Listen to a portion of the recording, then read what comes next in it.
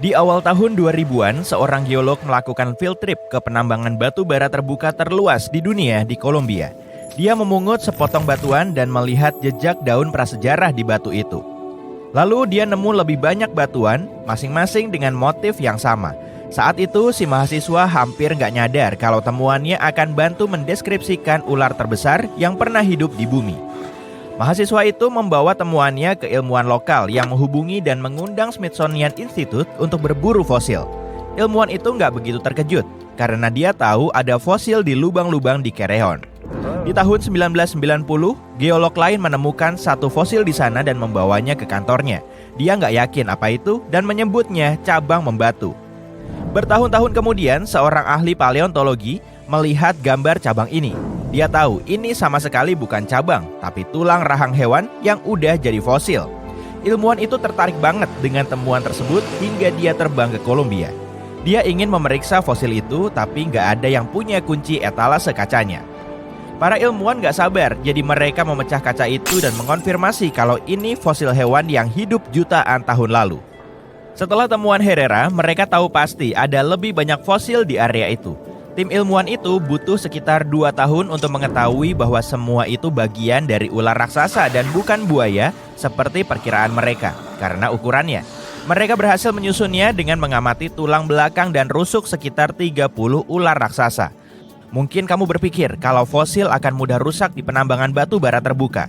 Tapi faktanya, fosil itu ditemukan di bawah batu bara yang berfungsi sebagai lapisan pelindung bagi fosil itu.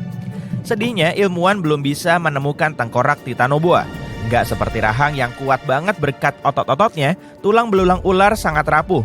Itu sebabnya tulang-tulang itu biasanya sudah hancur jauh sebelum sedimen terbentuk di atasnya. Tetap saja, para peneliti berhasil menemukan 3 pecahan tengkorak. Berkat temuan ini, mereka membentuk replika kepala ular itu dalam skala utuh yang mendukung teori kalau dulu ular ini adalah salah satu predator terbesar di eranya. Kalau kamu mulai panik, tenang, aku juga panik kok. Mereka juga menemukan kalau ular ini berkerabat dengan ular boa dan anaconda modern.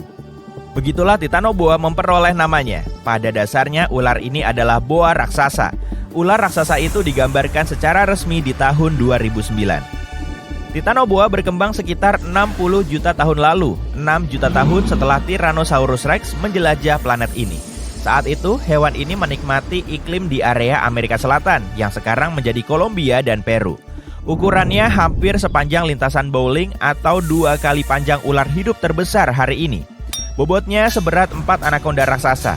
Ukurannya bisa sepanjang dan seberat itu berkat kebetulan yang mujur. Ular adalah hewan berdarah dingin, jadi butuh iklim hangat untuk hidup dan tumbuh. Kolombia Timur Laut pas banget, suhunya sekitar 32 derajat Celcius ketika Titanoboa hidup. Titanoboa nggak begitu lincah, terutama di daratan. Tapi kemungkinan besar reptil ini banyak menghabiskan waktu di air dan sekitarnya. Pahlawan kita ini bisa berenang secepat 19 km per jam loh. Seperti ular masa kini, Titanoboa bisa menggeliat dan berganti arah dengan sangat cepat. Ilmuwan belum yakin apa reptil ini bisa memanjat pohon. Para ahli paleontologi percaya kalau warna kulit Titanoboa kecoklatan atau keabu-abuan. Ini warna yang cocok untuk bersembunyi di sungai-sungai berlumpur di hutan hujan tropis. Tapi sekali lagi, aku nggak tahu kenapa reptil ini harus bersembunyi mengingat ukurannya. Ular terbesar sepanjang masa ini nggak berbisa kok, tapi itu nggak mencegahnya dari berburu hewan yang dia mau. Dan meskipun Titanoboa bisa memilih hampir apapun, kemungkinan besar makanan favoritnya ikan. Wih, ilmuwan menyimpulkan hal itu berdasar langit-langit mulut serta jumlah dan jenis giginya. Kita nggak bisa mereka ulang makanan ular raksasa itu sekarang karena semua jenis ikan tersebut juga sudah punah. Kalau ingin variasi dalam makanannya, Titanoboa akan makan reptil lain. Hewan ini mengintai dan merobohkan mangsanya dengan satu pukulan cepat. Bekas gigitannya memiliki motif khusus. Struktur rahangnya memungkinkan Titanoboa menjepit tubuh mangsanya sampai nggak bisa lolos. Titanoboa juga punya satu set gigi tipis yang runcing. Gigi-gigi ini melengkung ke dalam ke arah rahangnya, kayak kail pancing. Fitur kecil ini membantu Titanoboa mencengkeram mangsanya dan mencegah peluang mangsanya melarikan diri atau berenang menjauh.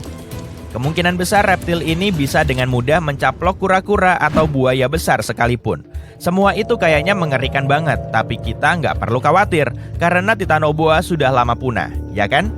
Ya, secara teknis, karena suhu di bumi naik, cukup besar kemungkinan ular untuk bertambah besar. Ular paling suka suhu hangat, jadi mungkin dia nyaman di bumi. Tentu jenis ularnya sama sekali berbeda, tapi mungkin aja kita bakal nemu yang mirip Titanoboa. Tapi sebelum kamu berpikir untuk kabur ke planet lain, ingat ya, ular raksasa juga butuh makanan raksasa. Raksasa semacam itu lebih suka melilit sesuatu yang besar dan menelannya. Kebanyakan manusia terlalu kecil bagi reptil ini. Jadi dia nggak akan buang-buang energi untuk menyerang apapun yang terlalu kecil, kecuali kalau ular raksasa itu kelaparan. Selain itu, kayak ular lain manapun, Titanoboa memiliki indera penciuman yang tajam dan halus, butuh kondisi luar biasa dan peka terhadap vibrasi. Terlalu bau, bising, dingin, kering, atau basah sedikit saja, maka ular itu nggak akan mau mendekat, kecuali kalau dia udah desperate banget.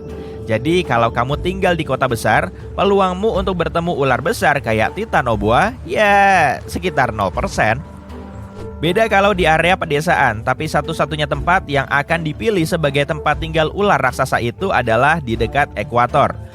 Ada beberapa ular besar di berbagai wilayah terhangat di dunia. Ular sanca atau piton patola atau sanca permata adalah raksasa yang lembut. Ini adalah ular terbesar di Papua Nugini dan Australia. Reptil ini bisa tumbuh mencapai ukuran raksasa sepanjang 8,5 meter dan bobotnya bisa sampai 35 kg. Kurang lebih seberat anjing Dalmatian. Ular sanca patola suka kepo, kadang menyusup ke rumah orang di Australia, tapi kebanyakan jenis ini nggak berbahaya bagi manusia. Makanan favoritnya hewan pengerat, kelelawar, dan burung-burung yang datang ke sungai untuk mencari air.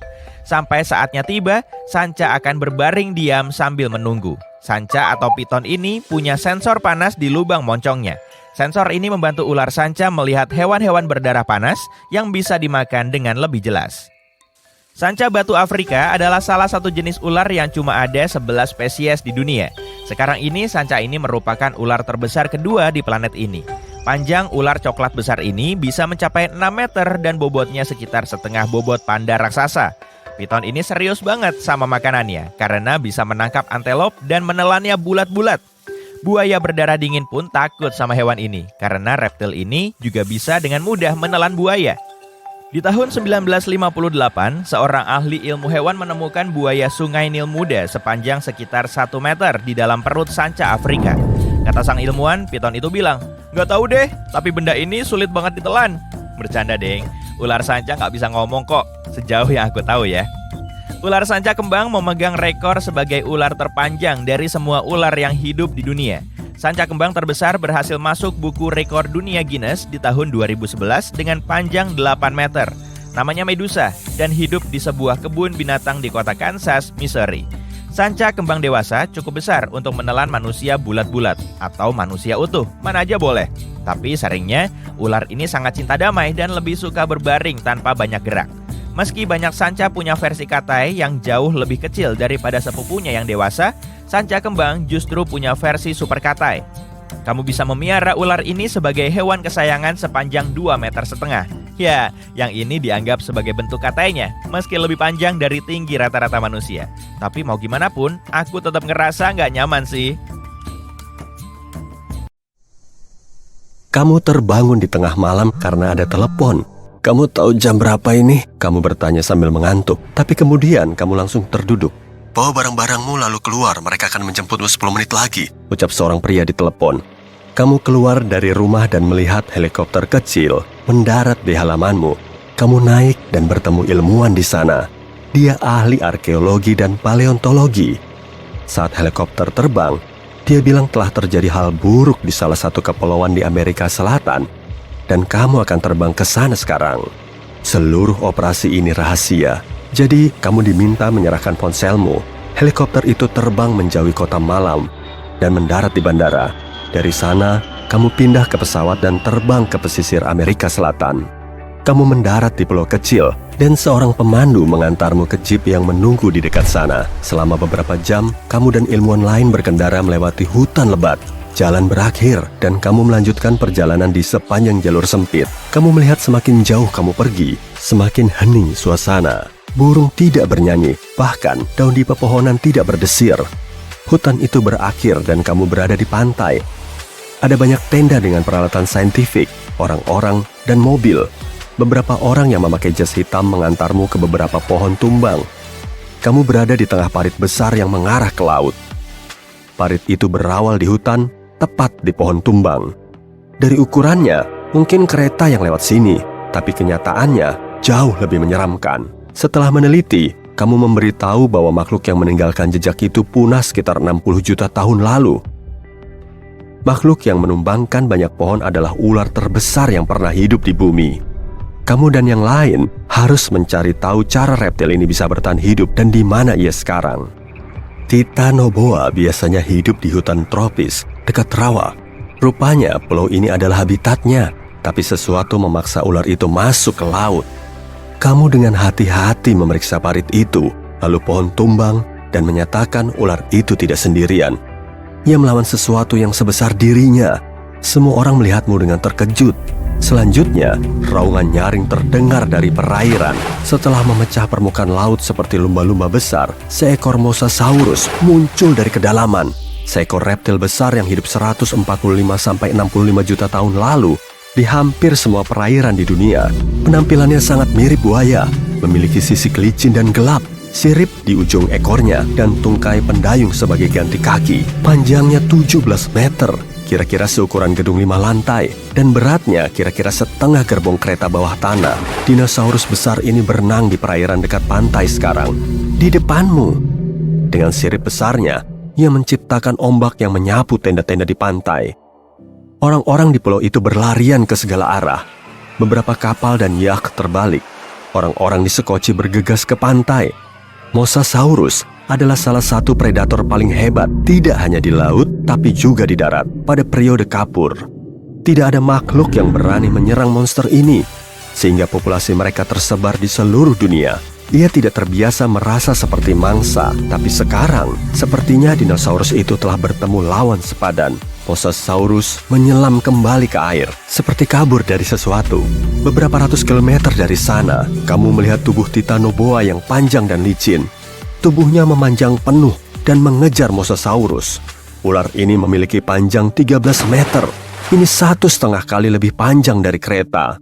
Ular terbesar di planet ini berhadapan dengan dinosaurus bawah laut terseram, dan kamu menjadi saksinya. Titanoboa membalut predator itu dengan tubuhnya dan menyeretnya ke pantai. Dengan tungkai dan siripnya yang beradaptasi pada laut, dino besar itu akan dirugikan di darat. Tapi ia memiliki paru-paru, bukan insang. Ia butuh udara untuk bernapas. Jadi pertarungan berlanjut.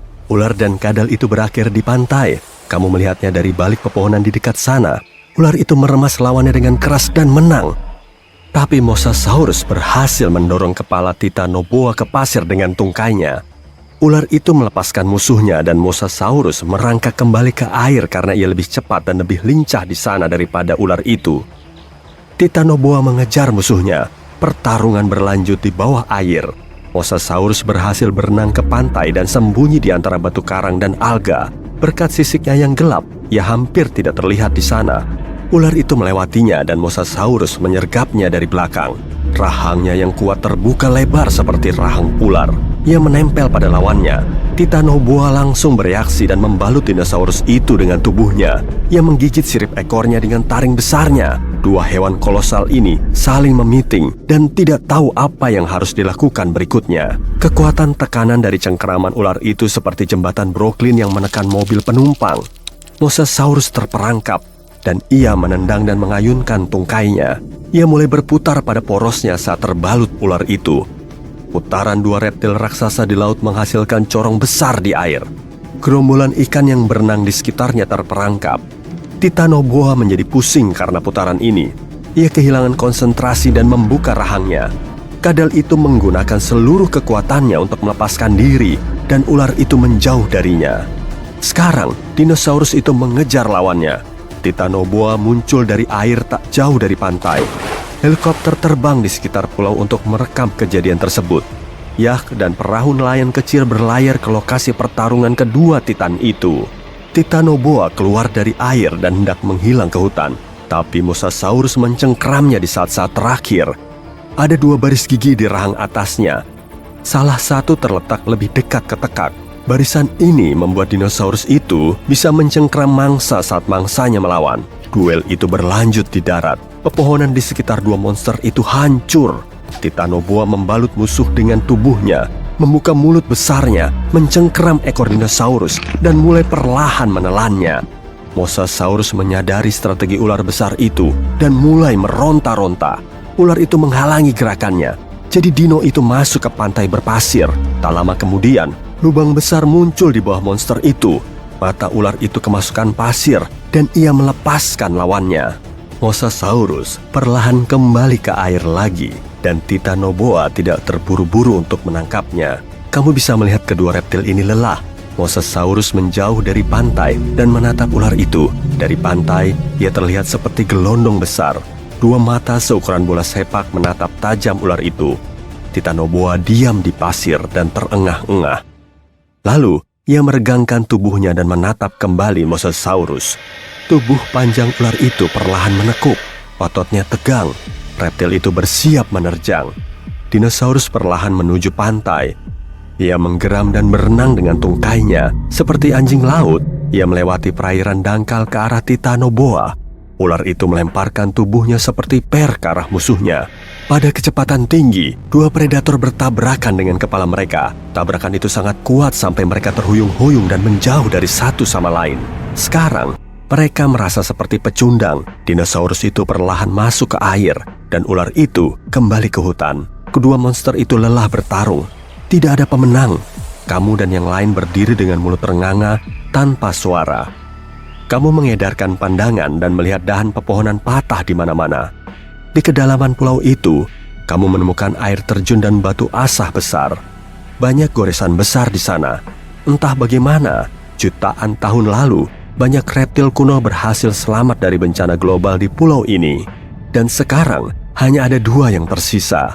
Kamu menyimpulkan bahwa Mosasaurus dan Titanoboa sudah bertarung bertahun-tahun. Sesaat lagi, kedua reptil ini akan mendapat kekuatan mereka kembali dan melanjutkan pertarungan abadi mereka. Kamu memutuskan untuk meninggalkan pulau sebelum itu terjadi.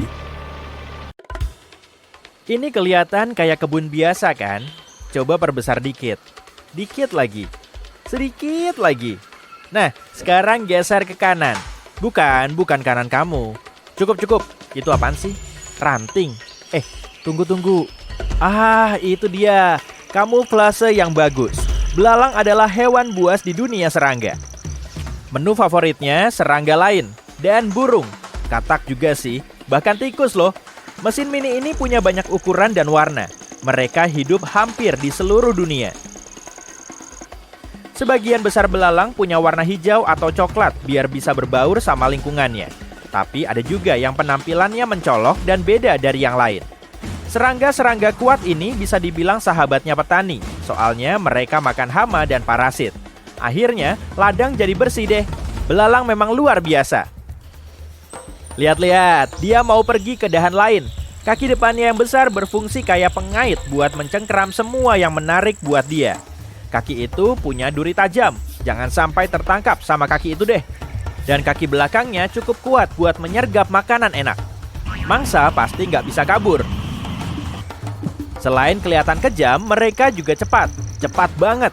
Mereka menangkap makanan sehari-hari mereka tanpa susah payah. Luar biasa ya. Mereka juga nggak suka buang-buang waktu. Mereka langsung makan mangsa mereka saat masih hidup dan menendang-nendang. Kayaknya udahan dulu bahas belalangnya. Yuk kita lihat ke bawah. Lihat ular di rumput itu deh. Hewan yang cerdik. Itu ular kecil, panjangnya cuma 30 cm dan dia nggak pernah melanggar diet ketatnya. Dia makan serangga kecil, burung, dan tikus. Ular itu merayap ke pohon, nggak tahu kalau ada belalang yang nunggu di sana, lagi nyamar sebagai ranting. Belalang bisa ngelihat semuanya. Dia bisa memutar kepala segitiganya 180 derajat biar bisa melihat dengan sempurna. Belalang punya 2 mata majemuk dan 3 mata sederhana di tengah-tengahnya. Dia jelas nggak takut buat berhadapan sama lawan. Ular itu naik ke dahan pohon dan semakin mendekati belalang. Mereka saling melihat.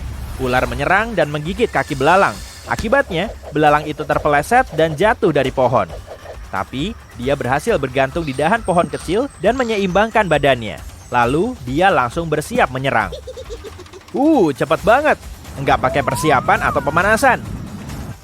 Ular itu turun dan sekali lagi mereka berhadapan. Mereka saling menatap. Siapa yang maju duluan?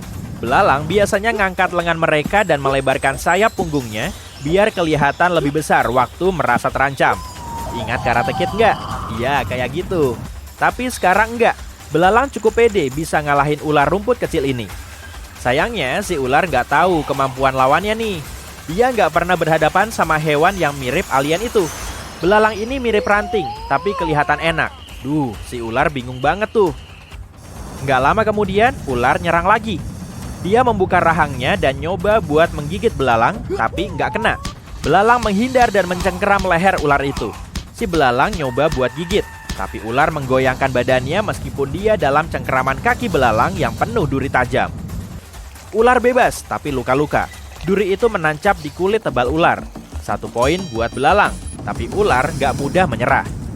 Diam-diam ular menyelinap dan nyerang belalang yang lengah.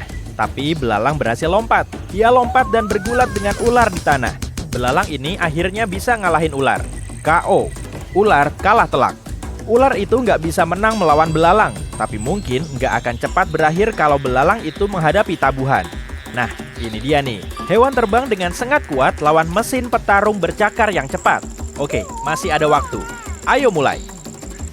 Belalang waspada, dia nggak bergerak. Dia memutar kepalanya dan kelima matanya mengamati langit, tanah, perhatiin, menunggu.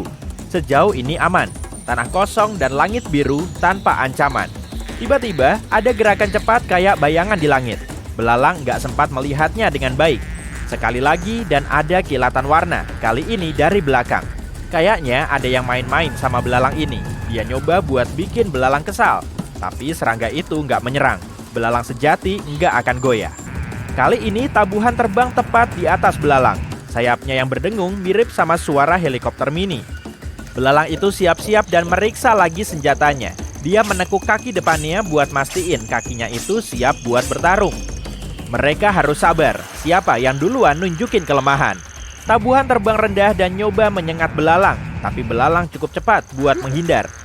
Sayangnya nggak cukup cepat buat nangkap hewan terbang itu.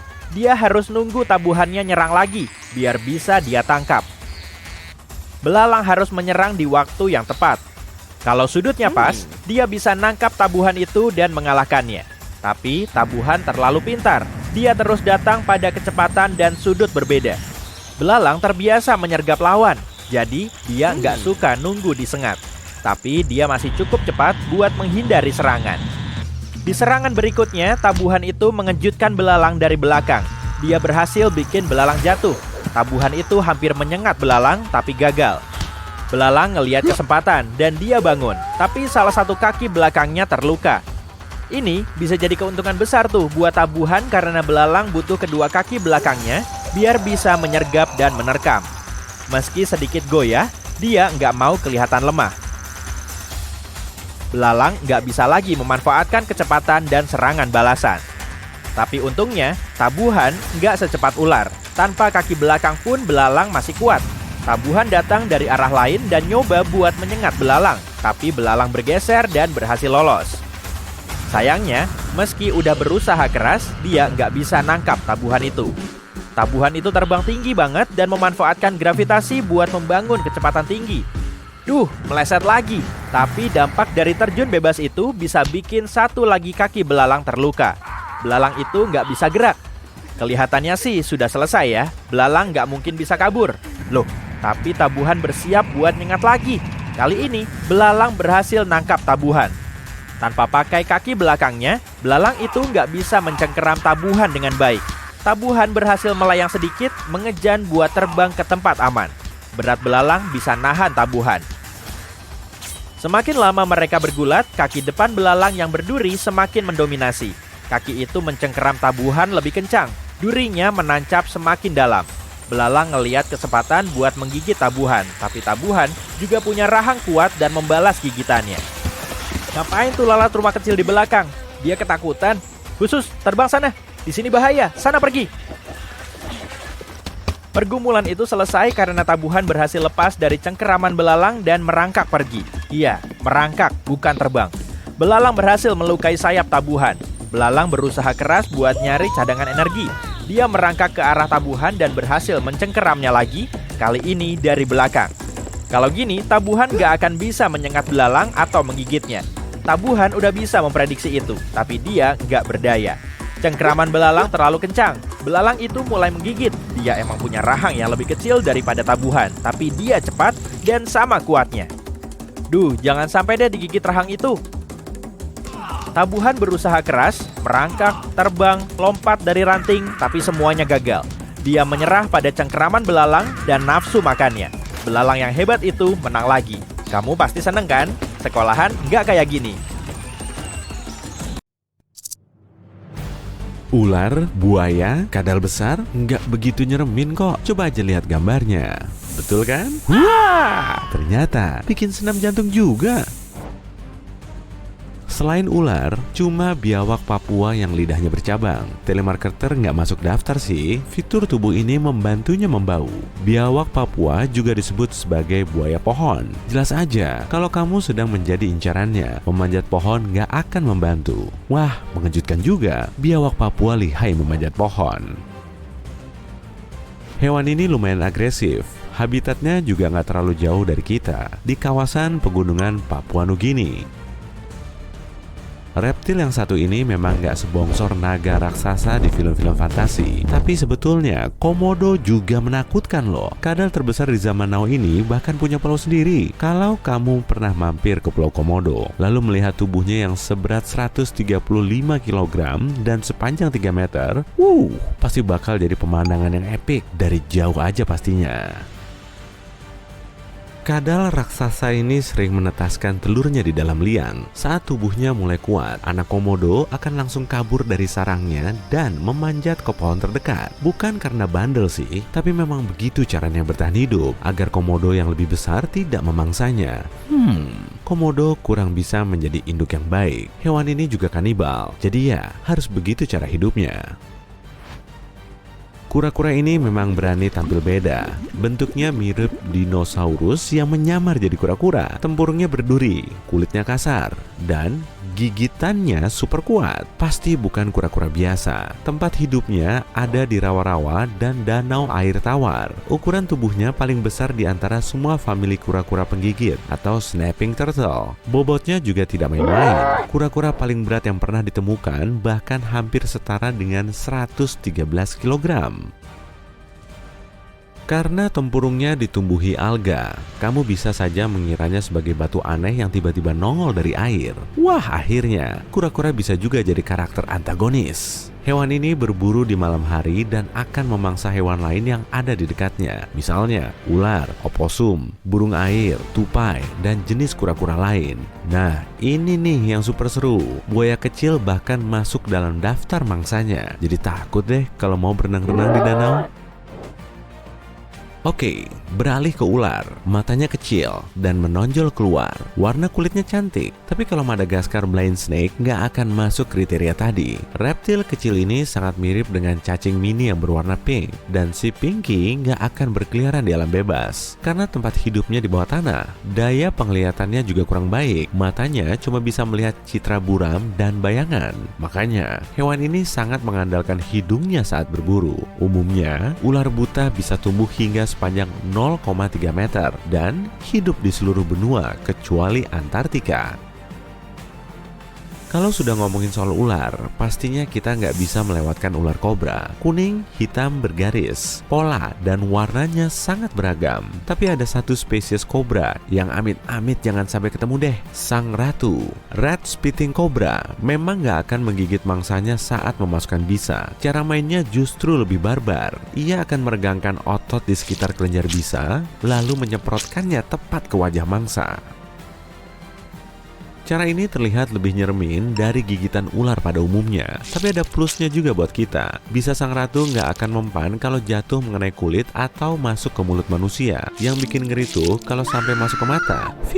Bisa dibilang ular ini kurang lihai dalam menyemprotkan bisa. Selagi hewan ini membidik matamu sebagai target, kamu sudah kabur duluan. Meski begitu, suatu penelitian menunjukkan kobra jenis ini terus-terusan mengincar mata si peneliti yang menggunakan goggle. Totalnya sebanyak 10 kali dari 10 upaya penyemprotan bisa. Masih soal ular. bukan sih, tapi kali ini kura-kura.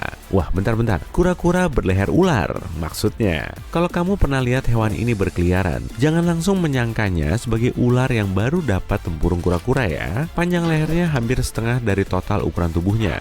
Wah, pasti keren nih kalau leher kita juga sepanjang itu. Tapi nggak usah lah. Kura-kura ini sering kongko di lahan basah dan rawa-rawa. Sebagian dari hewan ini dikenal dengan sebutan stinker atau anak bau, dan kamu pasti akan tahu alasannya kan? Saat harus menghadiri acara penting, nafasmu kok masih bau naga. Nah, hewan ini bisa menyemprotkan bau busuk hingga sejauh lebih dari 1 meter. Ih, ngeri. Katak Pac-Man dinamai sesuai dengan nama game terbaik sepanjang masa. Yah, katanya sih gitu. Hewan ini bertubuh bulat dan gempal. Sebagai penyeimbangnya, perut dan mulutnya juga besar. Warna kulitnya bervariasi, aprikot, stroberi, dan albino, atau kuning, merah, dan putih. Katak ini juga pemalas karena jarang memanjat dan menggerakkan tubuhnya, tapi mulutnya bergigi. Si Pac-Man tentu nggak akan segan-segan untuk menggigitmu kalau kamu coba-coba menyentuhnya. Meski reptil ini tidak beracun, kamu pasti nggak mau juga kan kalau tubuhnya sampai nempel di jarimu? Yakin deh. Kamu tahu nama reptil ini? Gharial, salah satu buaya paling unik di dunia. Lihat aja moncongnya. Bagian tubuhnya yang menonjol ini sangat membantu Gharial saat menangkap ikan. Kalau buaya akan mengendap-endap lalu menyergap mangsanya, Gharial beda lagi karena bisa merasakan getaran di dalam air. Saat mendeteksinya, ia akan mengibaskan kepalanya ke kiri dan ke kanan, lalu hap, susi segar meluncur ke mulut. Rahangnya punya lebih dari 100 gigi. Gharial lebih sering menghabiskan waktunya di air, tapi kadang saat cuacanya cukup terik, hewan ini akan berjemur. Tempat hidup favoritnya adalah sungai berair bersih. Kadal, ular, dan katak, sana minggir dulu. Meski lamban, toh kura-kura bisa toh jadi bintang utama di video kali ini. Kenalan dulu nih sama kura-kura moncong babi. Kura-kura air tawar yang satu ini punya moncong panjang dan 2 lubang hidung besar, makanya disebut moncong babi. Dengan moncongnya ini, kura-kura bisa tetap bernafas saat tubuhnya berada di air. Dengan begini, tubuhnya bisa tersamarkan dan terlindungi dari bermacam bahaya di bawah air. Perutnya juga terlihat seperti pantulan dari pepohonan yang ada di dekat air. Taktik yang unik ya. Tapi kura-kura ini sudah memanfaatkannya selama 140 juta tahun, jauh sebelum dinosaurus punah.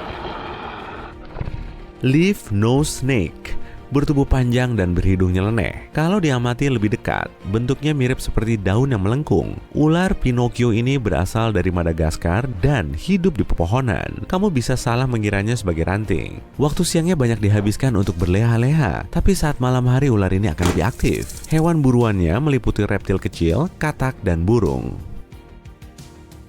Bayangkan kamu lagi liburan di pantai tropis, hamparan laut, kelapa muda, pohon palem, dan iguana. Iya, iguana bisa bersantuy di sepanjang pantai, pasir, di atas pohon, dan di dinding. Habitatnya tersebar di berbagai wilayah, dari Meksiko sampai Brazil. Dan rupanya, reptil yang satu ini suka bersantuy di tempat panas. Selain menenangkan, cahaya matahari juga menghasilkan vitamin D yang akan membantunya menyerap lebih banyak nutrisi dari makanannya.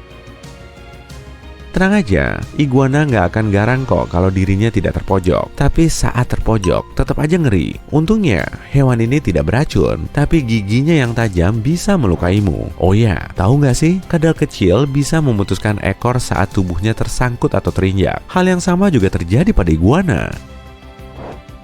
Kadal tanpa kaki sering disangka sebagai ular. Sebetulnya, kadal jenis ini telah kehilangan kaki dan tangannya setelah mengalami proses evolusi selama jutaan tahun. Sementara ular kehilangan kaki dan tangannya jauh lebih cepat dari itu. Meski begitu, kedua hewan ini punya perbedaan yang mencolok. Coba amati lebih dekat. Kadal tanpa kaki bisa berkedip, kalau ular mana bisa. Nggak punya kelopak mata sih. Hewan ini melindungi matanya. Pada tahun 2009, warga Ishikawa, Jepang melihat hujan yang belum pernah ada di tempat lain. Hujan berudu. Penyebab pertamanya, angin hari itu sangat kuat hingga mengangkat dan membawa semua berudu ini dalam sekejap. Potensi penyebab keduanya adalah burung besar seperti burung camar yang menjatuhkan berudu ini saat sedang terbang kembali ke sarang. Beberapa ilmuwan meyakini berudu ini terbawa puting beliung yang kemudian turun bersama hujan. Oh ya, hari itu juga bukan cuma ada berudu, tapi juga katak dan ikan alih-alih genangan air. Dan yap, beberapa orang juga mengaku pernah melihat hujan cacing dan hujan ular loh. Ih, serem. Beralih ke musim semi indah tahun 1876 di Bath County, Kentucky. Nyonya Crouch yang sedang membuat sabun di halaman rumahnya tiba-tiba menyadari hujan daging mulai turun. Bukan daging giling loh, tapi potongan daging berdiameter 7,5 cm yang jatuh tepat di atasnya. Dua sukarelawan pemberani mencicipi daging yang terlihat seram dan asalnya entah dari mana itu. Mereka bilang rasanya mirip domba atau rusa. Mereka pasti jarang makan daging, karena ternyata ini daging sapi. Kasus serupa juga terjadi di Eropa, dan satu-satunya penjelasan logis dari hujan daging ini hanyalah adanya burung buzzard yang menjatuhkan stok daging makan siangnya. Tanpa beban berlebih, tubuh mereka lebih ringan dan bisa terbang lebih mudah. Wow, andai aku bisa ngelihat hujan donat. Area Oakville, Washington jarang diguyur hujan, tapi yang satu ini masih belum ada penjelasannya. Alih-alih tetesan air biasa, warga di sana melihat gumpalan mirip jeli tembus pandang jatuh dari langit. Objek-objek kecil ini menyelimuti area sekitar 50 km persegi. Warga yang terkena hujan ini merasa sakit keesokan harinya. Para ilmuwan kemudian mempelajari gumpalan ini dan menemukan kandungan sel darah putih manusia di dalamnya, tapi pengujian lebih lanjut menunjukkan kalau itu salah. Beberapa orang berpikir ini adalah ubur-ubur yang menguap yang kemudian menciptakan hujan, atau ini cuma limbah dari pesawat komersial. Hal serupa terjadi pada tahun 2012 di Dorset, Britania Raya. Selama badai salju, warga di sana menemukan bola gelatin di antara bebatuan es. Para peneliti mengumpulkan bola lembek itu dan menyimpannya di kulkas untuk dipelajari nanti. Tapi ternyata tidak perlu karena gumpalan berlendir ini tidak meleleh pada suhu ruangan. Belum ada yang tahu dari mana bola ini berasal, tapi gagasan pertamanya mengatakan bola ini adalah telur hewan air yang dibawa terbang oleh burung. Pengujian selanjutnya membuktikan zat jeli ini adalah bahan kimia yang bertindak sebagai pelapis anti bocor dan dipakai di banyak produk komersial, bahkan di kabel agar terlindung dari air. Laba-laba Australia terkenal mengerikan dan untuk menakut-nakuti orang, mereka bahkan belajar membuat hujan. Hujan laba-laba lumayan umum di Australia karena fenomena yang bernama membalon. Mereka memanjat pohon, memintal sutra, kemudian angin meniupnya terbang. Biasanya, orang-orang tidak menyadarinya, tapi saat udara sedang lembab, ratusan laba-laba naik ke tempat yang lebih nyaman. Warga Australia mengatakan saat hujan atau bersalju, laba-laba dapat terlihat melayang di jaringnya seperti balon.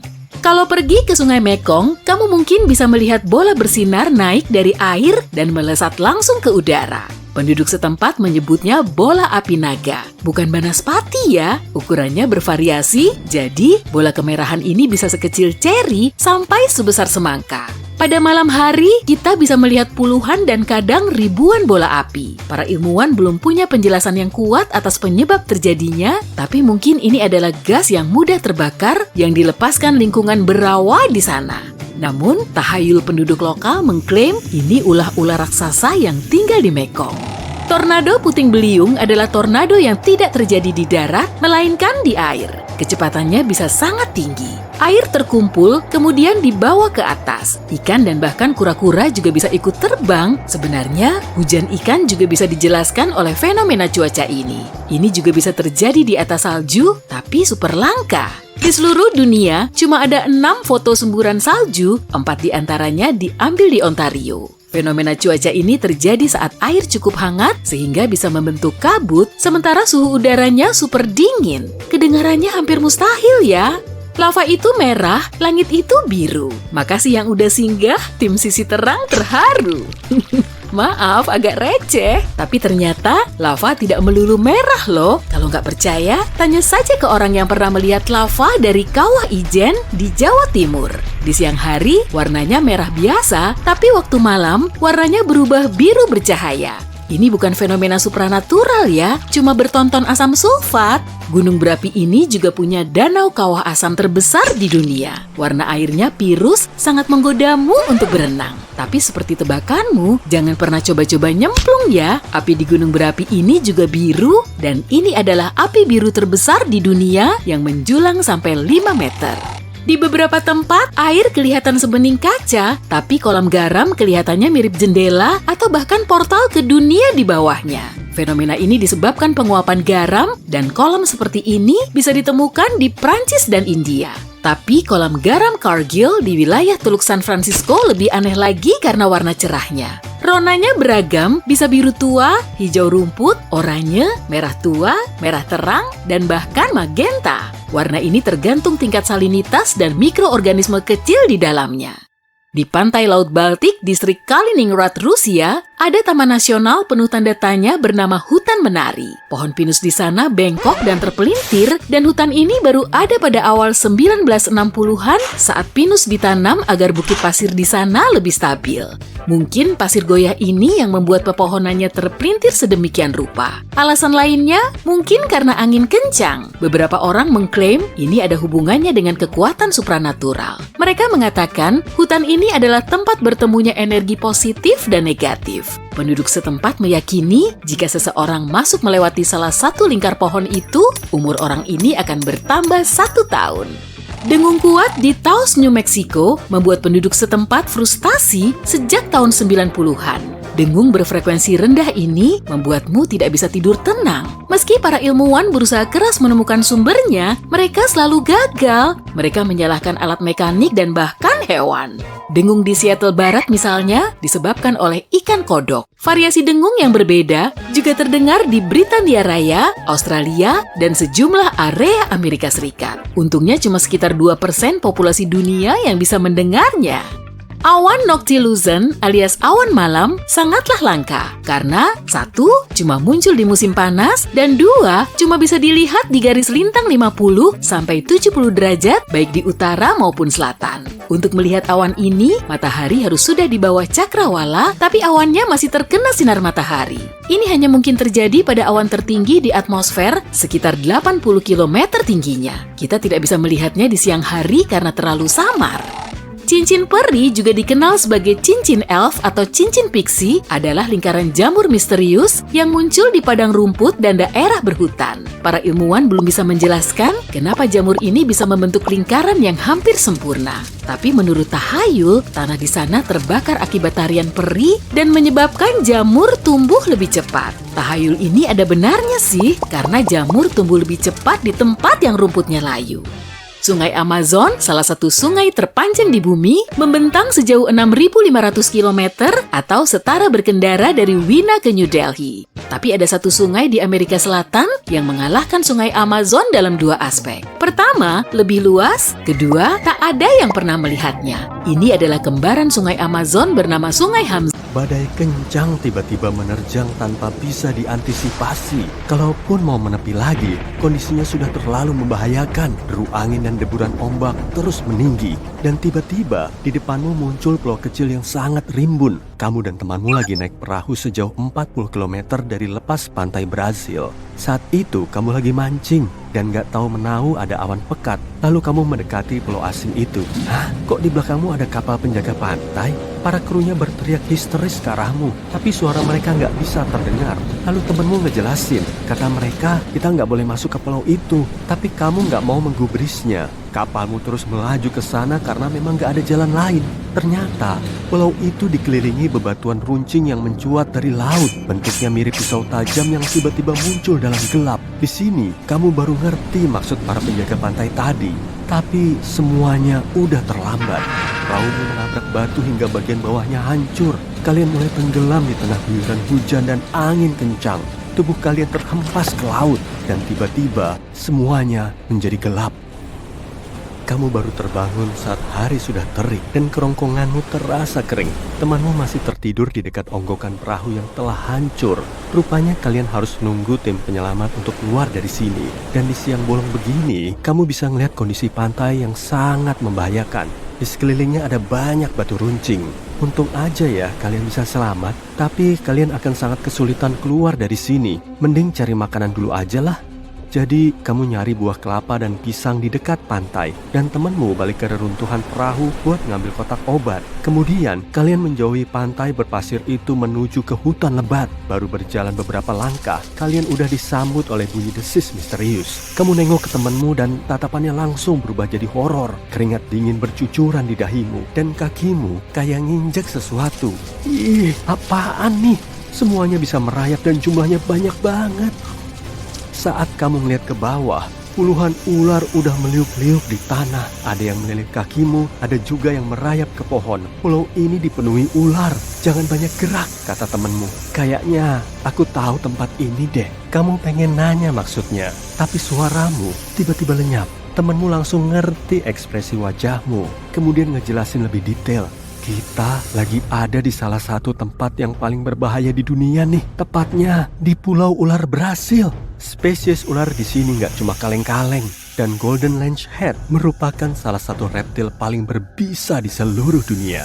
Habitatnya cuma ada di pulau ini. Dan mereka telah berevolusi secara alami tanpa intervensi dari spesies ular lain. Bahkan bisanya 5 kali lebih ampuh dari bisa ular biasa. Jadi Golden Lancehead telah menjadi penguasa pulau ini. Cuma di sini ada hewan melata sampai sebanyak ini. Dan kali ini sang penguasa pulau semakin girang karena target mangsanya nambah 2. Kemungkinan besar kalian gak akan bisa bertahan hidup, tapi kalian harus berusaha semaksimal mungkin. Jangan bengong aja dong, kamu perlu nyari tongkat gede sebagai penolong utamamu. Kalau kamu ngelihat ular berbisa, sebaiknya mundur perlahan. Tapi di sini, ularnya banyak banget. Semuanya kelihatan agresif dan kelaparan. Kalian mulai ngelawan ular itu dengan tongkat. Tapi kawanannya terus berdatangan. Malahan ada yang jatuh dari pohon lalu mendarat di bahumu. Akhirnya lehermu jadi target gigitannya. Bisa ular ini langsung masuk ke aliran darah hingga ngefek ototmu. Tubuhmu jadi sulit digerakin dan lehermu mulai bengkak. Temanmu menggendongmu ke dalam hutan. Dan di sela-sela pohon ada mercusuar tua. Bangunannya kelihatan paling menonjol. Dan penjaga pantai masih datang ke situ setahun sekali. Temanmu berhasil mendobrak pintu dan membaringkanmu di lantai. Kamu mulai takut dengan bahaya gigitan ular tadi. Tapi nggak masalah kok, kan dia seorang dokter. Dia menyuntikmu agar kamu bisa sembuh. Lalu kamu bisa istirahat sebentar sebelum bahaya lain mulai muncul. Dia bilang ular unik ini telah ada di sini sejak ribuan tahun yang lalu. Pulau ini pernah menyatu dengan Brasil selama bertahun-tahun, tapi luapan air laut telah membuatnya terpisah dari daratan Amerika. Pulau ini kemudian terisolasi dari lingkungan sekitar dan ngebentuk ekosistem unik. Ular vipernya kemudian berevolusi menjadi Golden Lancehead dan langsung merajai semua hewan lain. Tapi kok ular ini bisa bertahan hidup tanpa makanan meskipun terisolir ya? Semuanya berkat bantuan alam dan proses evolusi. Jadi, pulau ini pernah menjadi tempat singgah bagi banyak burung. Mereka berhenti di sini untuk beristirahat selama migrasi panjang. Tapi malah akhirnya, kawanan burung ini menjadi santapan para ular. Gigitan Golden Lancehead ini awalnya nggak membahayakan burung. Mereka cuma ketakutan dan terbang menjauh. Hingga si ular akhirnya kehilangan mangsa. Tapi setelah berevolusi selama bertahun-tahun, sang penguasa pulau punya racun yang sangat ampuh.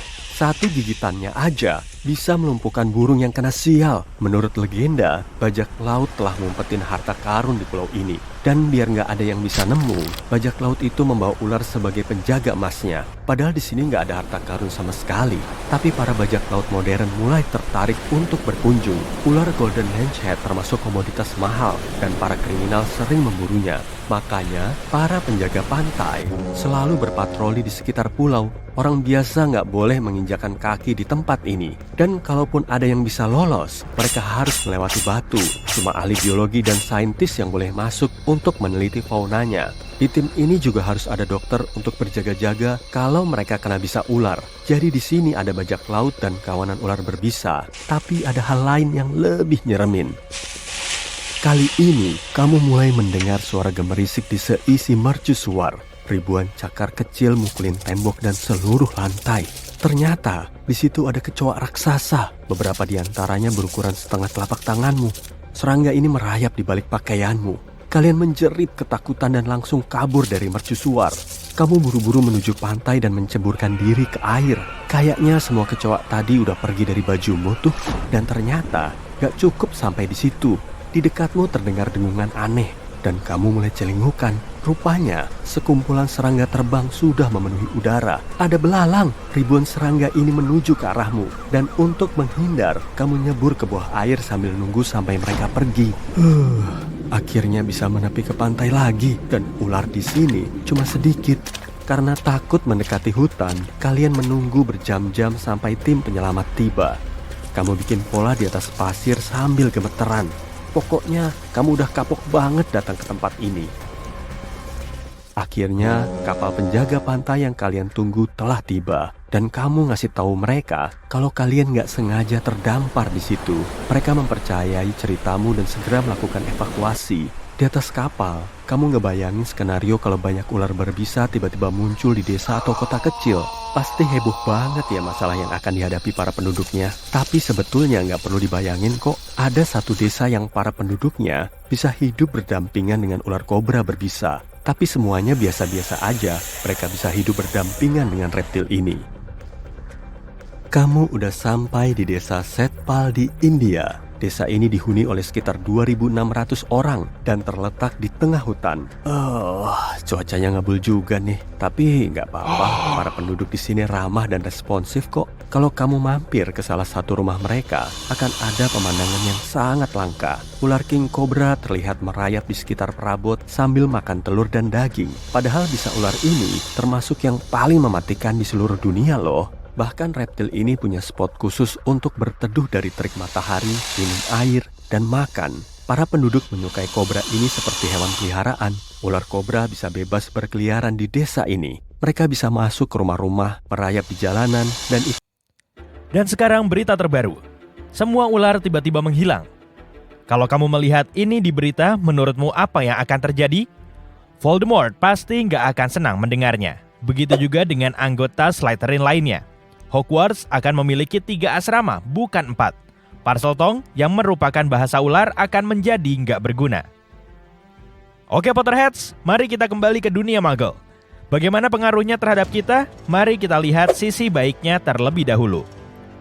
Orang-orang dengan opidiophobia, yaitu ketakutan terhadap ular, akan sangat lega. Kita semua setuju bahwa ular bukanlah hewan favorit semua orang. Beberapa ular berbisa dan ini nggak membantu menyelamatkan reputasi mereka. Sering diabaikan bahwa hewan-hewan ini biasanya lebih memilih untuk mundur ketika kamu bertemu dengan mereka. Mereka bisa menjadi defensif kalau terancam, tapi ketika dibiarkan sendiri mereka nggak ingin mengganggumu. Namun, cobalah untuk mengatakan hal ini pada orang yang punya fobia. Sekarang mereka bisa menikmati kegiatan di luar ruangan, seperti mendaki gunung, seperti orang lain. Namun mereka akan punya kekhawatiran lain kalau ular-ular ini nggak ada. Desain ekosistem bekerja seperti jam. Setiap spesies punya peran penting. Jika salah satu mati, maka yang lainnya akan terpengaruh. Ular nggak terkecuali dalam tatanan ini. Mereka terutama memangsa tikus atau hewan pengerat. Mereka membantu mengendalikan populasi hewan pengerat dan mamalia kecil lainnya. Hal ini juga penting dalam hal mencegah penyebaran penyakit. Pikirkan tentang penyebaran wabah pada abad pertengahan. Mengusir semua reptil bisa menyebabkan masalah yang sama. Tahukah kamu bahwa wabah pes nggak pernah benar-benar hilang? Wabah ini juga pernah ditemukan di zaman modern, misalnya di Madagaskar pada 2008. Jadi ada baiknya ada beberapa ular di sekitar kita untuk melindungi kita dari wabah penyakit. Kamu tahu ular adalah pemburu yang sangat baik? Mereka menyergap mangsanya dengan menggunakan indera mereka yang sangat berkembang untuk menemukan dan melacak mangsa potensial. Ular ini sangat lincah, bisa masuk melalui celah, memanjat dinding batu, dan berenang. Mereka bahkan bisa terbang. Ya, semacam itu. Ular terbang nggak benar-benar bisa naik ke ketinggian, tapi mereka bisa meluncur. Mereka menggunakan kecepatan jatuh bebas dan lekukan tubuh mereka untuk mengikuti aliran udara dan mengangkat diri mereka sendiri. Ya, mereka bisa menangkap mangsanya dengan berbagai cara. Kalau kita membayangkan dunia tanpa mereka, itu akan membawa kita pada fobia yang lain. Izinkan aku memperkenalkanmu pada musofobia. Ini adalah ketakutan terhadap tikus dan hewan pengerat. Orang dengan fobia ini akan punya kesulitan dengan banyaknya tikus yang berkeliaran karena nggak ada ular yang bisa memangsanya. Belum lagi sepasang tikus bisa punya 1 juta keturunan dalam waktu lebih dari 1 tahun. Ucapkan selamat tinggal pada kerusakan tanaman. Populasi hewan pengerat yang berlebihan bisa menyebabkan kekurangan makanan dan persaingan sumber daya. Apakah aku merasakan aura Hunger Games? Oh, dan tikus bukan satu-satunya masalah kita. Kamu juga bisa menambahkan serangga ke dalam daftar. Sekali lagi, tanpa ular, mereka akan mengadakan pesta di jalanan. Reptil juga memainkan peran penting dalam lingkungan alam dan jaring-jaring makanan sebagai mangsa. Luwak, raja wali, dan elang akan sangat merindukan ular. Pada akhirnya, beberapa populasi mamalia besar akan menurun, dan hal ini bisa menyebabkan kepunahan beberapa spesies. Lalu ada obat. Para ilmuwan dan peneliti akan merindukan makhluk-makhluk ini. Bisa ular adalah kunci pengembangan obat-obatan tertentu. Sebagai contoh, beberapa obat diabetes dan penyakit jantung berasal dari bisa ular. Pasien yang membutuhkannya juga akan terpengaruh. Ketika kita menyebutkan ular dan obat-obatan, ada hal lain yang muncul dalam pikiran kita. Botox. Apakah itu benar-benar racun ular? Tidak. Bisa ular yang digunakan dalam perawatan kulit gak diperoleh dari hewan itu sendiri. Ternyata bahan ini disebut SNAC. Ini adalah bahan buatan manusia yang dirancang untuk meniru efek bisa ular berbisa. Sekarang mari kita bayangkan seperti apa kehidupan tanpa ular. Aku mulai dengan hari pertama. Orang-orang nggak segera menyadari ketiadaan makhluk-makhluk ini. Jadi dalam beberapa hari pertama, terutama di kota-kota, orang nggak akan tahu bahwa semua ular telah hilang. Para pekerja di kebun binatang bisa mulai panik. Kamu akan melihat beberapa berita tentang ular yang hilang dari kebun binatang. Kemudian orang-orang di kebun binatang akan memeriksa rekaman CCTV. Mereka akan terkejut melihat ular-ular itu menghilang begitu saja. Setelah penyebaran berita ini, pihak berwenang mungkin akan membuka departemen khusus untuk melihat apakah masih ada ular yang tersisa di negara mereka. Kemudian hal ini akan berubah menjadi isu di seluruh dunia. Semacam aliansi global akan dibentuk untuk menyelidiki apa yang terjadi pada reptil ini dan apa yang bisa dilakukan untuk mengatasinya. Pada saat pihak berwenang dan masyarakat memahami tingkat keparahan situasi, ekosistem sudah mulai berubah. Orang-orang yang tinggal di lingkungan perkotaan mungkin gak akan terpengaruh secara langsung dalam beberapa bulan pertama. Kemudian mereka akan melihat lebih banyak tikus di rumah mereka dan di jalanan. Sekitar 500.000 tikus hidup di jaringan terowongan London Underground misalnya. Jumlahnya bisa bervariasi, tapi banyak hewan pengerat yang hidup di kota-kota besar. Hewan-hewan ini akan menjadi lebih terlihat. Kamu akan membuka lemari dapur dan, kamu akan melihat seekor tikus yang melihatmu dari balik toples selai kacang. Peluang karir baru akan muncul karena permintaan untuk hidup di lingkungan bebas tikus akan meroket. Pihak berwenang mungkin akan memberlakukan pajak baru untuk mengumpulkan uang guna menangani situasi baru ini. Bagaimanapun juga, mereka perlu menyediakan tempat tinggal yang aman bagi masyarakat. Tentu saja, nggak hanya tempat-tempat perkotaan yang akan terpengaruh oleh ketiadaan ular.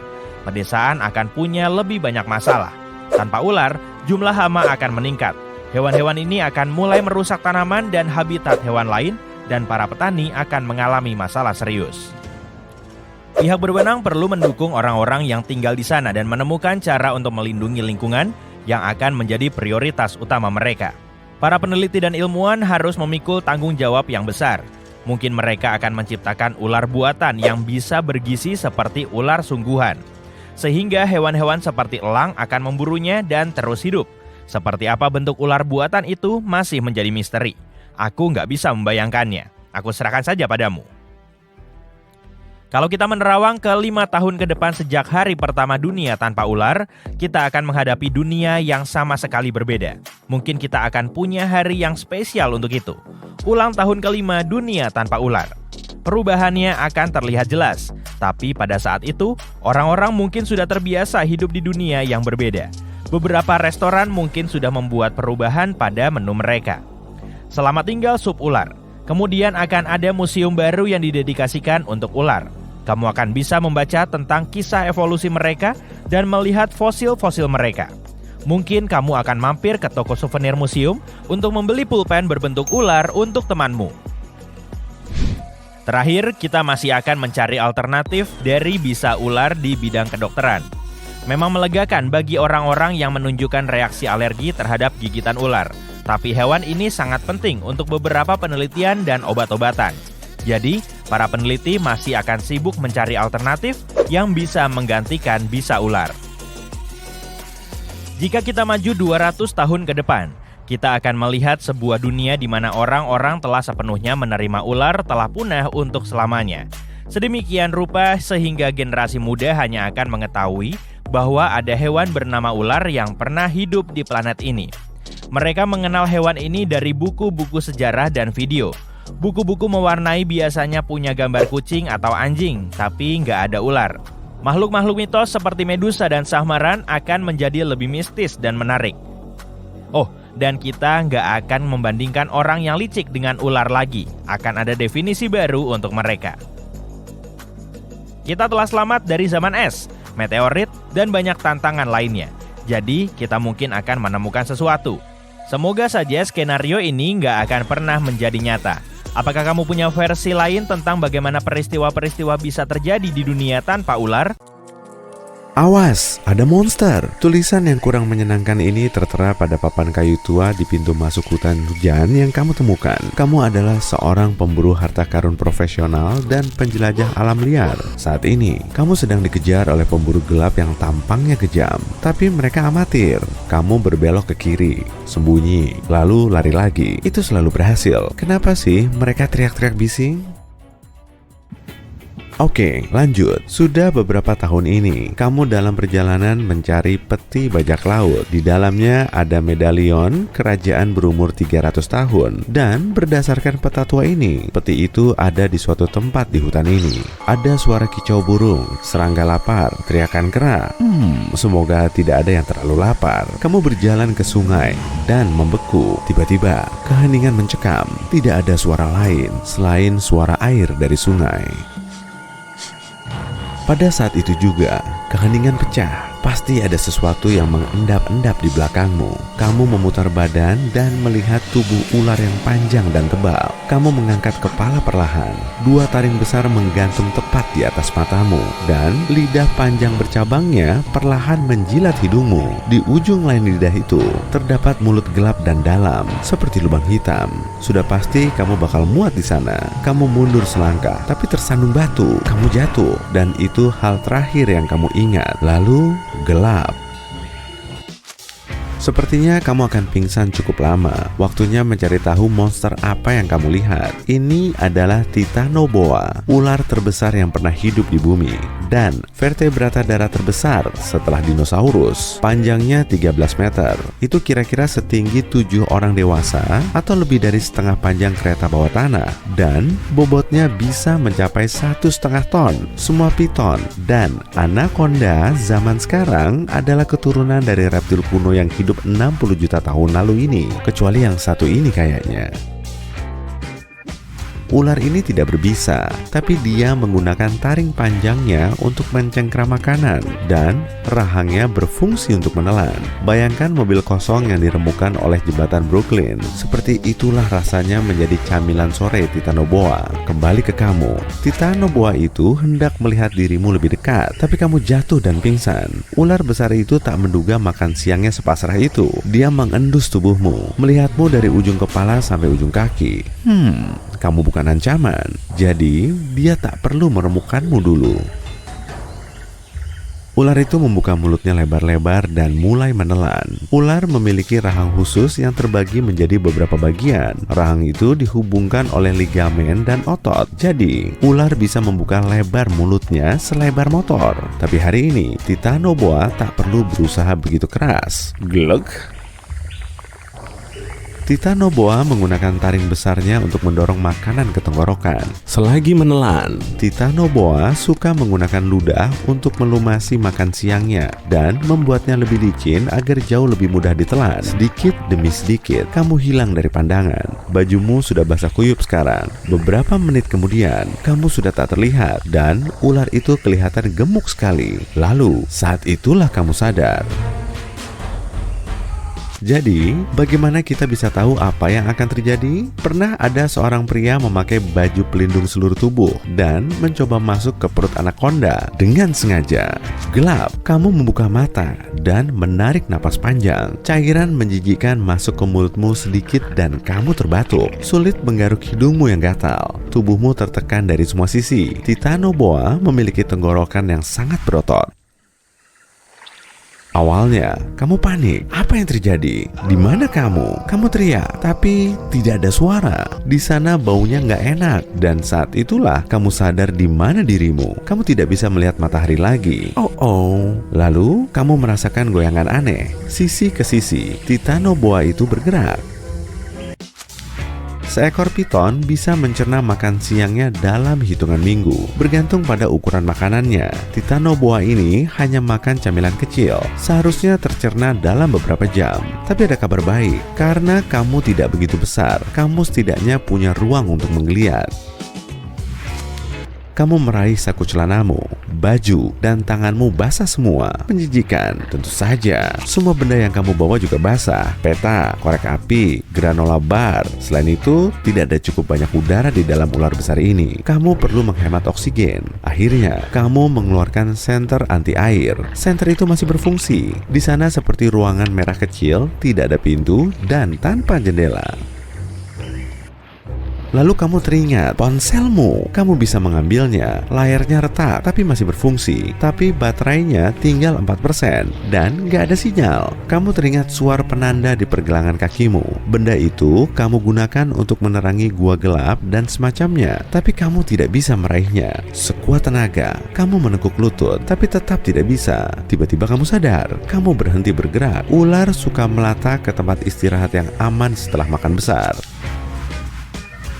Saat itulah dia mulai melepaskan lebih banyak enzim untuk membantu mencerna tangkapannya. Kamu punya satu kesempatan untuk mengambil suar itu, dan kamu harus melemaskan seluruh tubuhmu. Kamu berhenti bergerak dan mulai bernapas pelan. Kamu merasa dinding di sekitarmu juga mulai melemas. Waktumu 1 detik untuk membungkuk dan mengambil suar. Kamu melakukannya. Tanganmu meraba kaki, melewati lutut. Sedikit lagi, kamu memegang pergelangan kaki, tapi tidak ada apa-apa di sana. Suar itu pasti lepas saat kamu berlari di hutan tadi.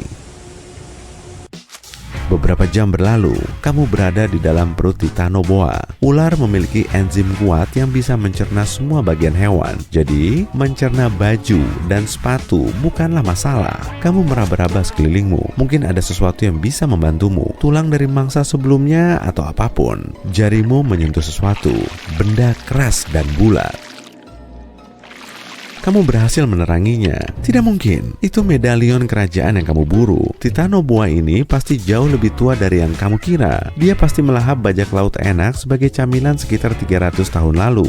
Bagaimana ular ini bisa bertahan begitu lama? Pola makan sehat? Banyak olahraga? Kamu tidak bisa kabur. Kamu memutuskan menulis pesan terakhir di ponselmu. Mungkin seseorang akan menemukannya setelah semua ini berakhir. Kamu menulis bahwa kamu sayang keluargamu dan menjalani hidup bahagia dengan penuh petualangan. Kamu mulai menangis, bukan karena sedih, ya sedikit sih, tapi lebih karena enzim itu membuat matamu perih. Selesai, kamu memasukkan kembali ponselmu ke saku dan menggenggam medalion itu dengan erat. Kamu menemukannya, itu luar biasa kan? Kamu memejamkan mata dan mulai mengantuk. Lalu ponselmu bergetar. Ada yang mengirim pesan. Artinya kamu akhirnya dapat sinyal. Kamu meminta bantuan dan mengatakan bahwa kamu ditelan ular besar. Kamu selamat, tapi mereka tidak percaya dan memutuskan teleponnya. Paling cuma telepon iseng lagi. Kamu menelpon lagi, tapi baterai HP-mu habis. Beberapa saat kemudian, ular itu mulai bergerak lagi. Kamu mendengar suara aneh dari luar. Apa yang terjadi? Kamu bisa merasakan otot ular menegang, seperti siap untuk lari. Beberapa detik berlalu, lalu ular itu tiba-tiba lemas. Ada suara manusia. Kamu mencoba teriak, tapi kamu ada di dalam ular. Jadi ya... Buk, tangan manusia mencengkeram kepalamu. Satu lagi tangan mencengkeram bahumu dan mulai menarik. Seseorang datang menyelamatkanmu. Kamu melewati tenggorokan dan setelah beberapa menit, kegelapan hilang, tergantikan dengan cahaya matahari yang membutakan matamu. Kamu selamat. Kenapa kamu kabur dari kami? Kami tadi berusaha memperingatkanmu. Wah, pria itu kelihatannya nggak asing. Dia pria yang mengejarmu tadi. Ternyata dia bukan pemburu gelap, melainkan